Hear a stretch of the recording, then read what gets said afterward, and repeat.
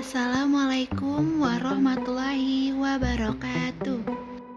Apa kabar semuanya? Semoga diberi kesehatan oleh Allah Subhanahu wa taala ya. Amin. Perkenalkan, kami dari kelompok 9. Saya Delia Indah Pratiwi dan rekan saya Evi Mudawana.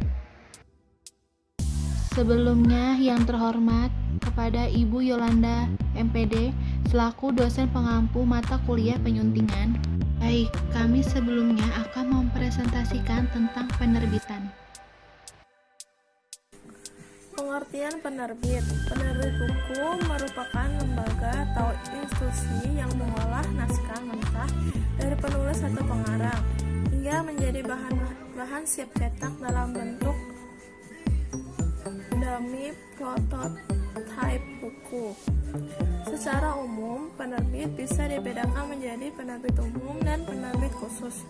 Penerbit umum artinya menerbitkan buku populer ataupun yang ilmiah secara umum.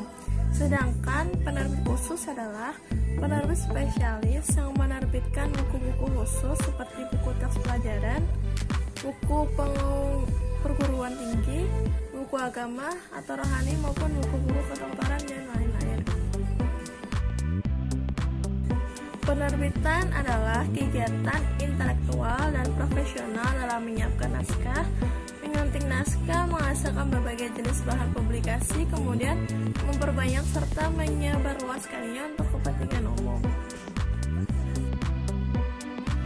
Penulis, penyunting, dan penerbit merupakan mitra yang sebenarnya mempunyai tujuan yang sama, yaitu melayani masyarakat dengan produk kebudayaan yang dibutuhkan bersama. Penulis yang membuat sebuah karya memerlukan media untuk menyampaikan hasil pemikirannya kepada masyarakat.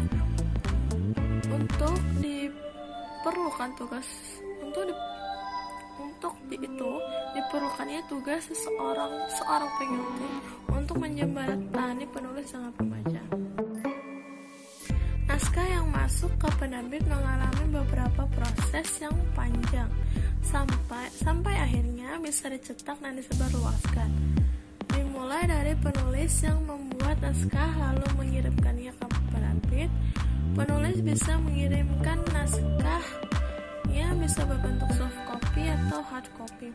Namun di zaman yang serba online seperti sekarang, penulis biasanya mengirim naskah dalam bentuk soft copy. Setelah naskah diterima oleh penerbit, selanjutnya naskah dinilai kelayakannya oleh editor. Melalui rapat redaksi dan pertimbangan dari penerbit, naskah tersebut diputuskan diterima atau tidak.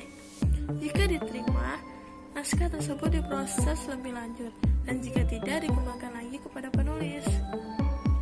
1. Gatra mekanik penerbitan. Untuk menghasilkan karya bersifat superlatif, sebaiknya penulis, penyunting, dan penerbit memahami kemampuan dan keterbatasan sarana produksi yang tersedia, yaitu 1. Kertas yang dipakai untuk percetakan tersedia dalam bermacam kelas.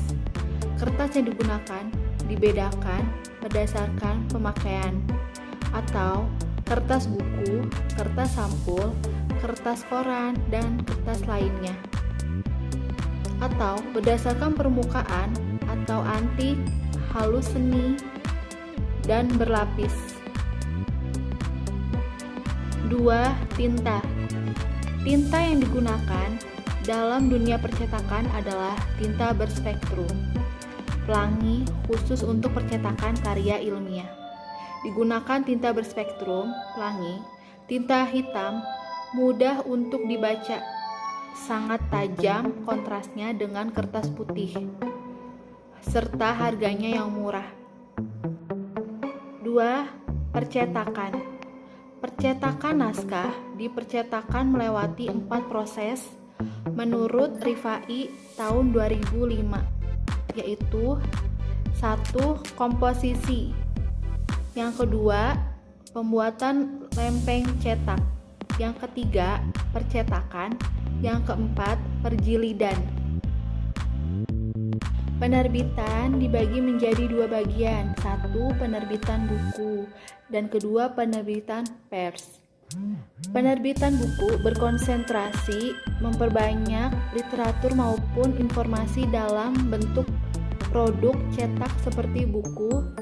Berbeda dengan penerbit buku, penerbit pers lebih berkonsentrasi pada menyiapkan informasi-informasi aktual yang dapat dinikmati pembaca maupun pemirsa di rumah.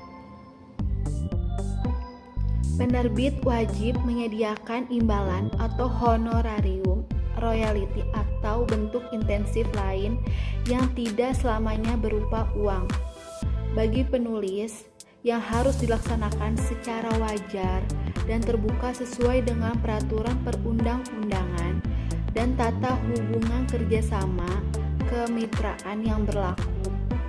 Penerbit harus melaksanakan pengelolaan segi ekonomi keterbitan dengan penuh tanggung jawab demi kepentingan penulis dan dirinya sendiri.